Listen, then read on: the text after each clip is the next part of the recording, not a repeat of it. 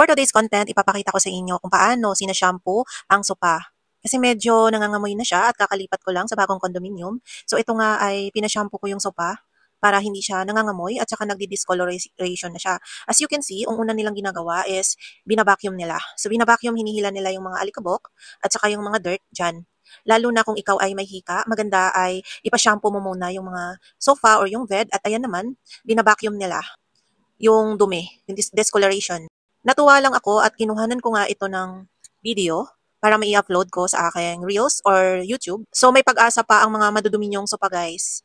Madali lang siya. Pwede niyo siyang ipa-shampooing and kaya rin nilang patuyuin. So hindi mo na siya kailangan ibilad sa araw kasi meron ng machine. Ang ganda nga ngayon dahil napapadali na lahat dahil sa high-tech na yung generation natin. So ayan, maganda at malinis kasi syempre ako ay may allergy so gusto ko talaga malinis at walang amoy.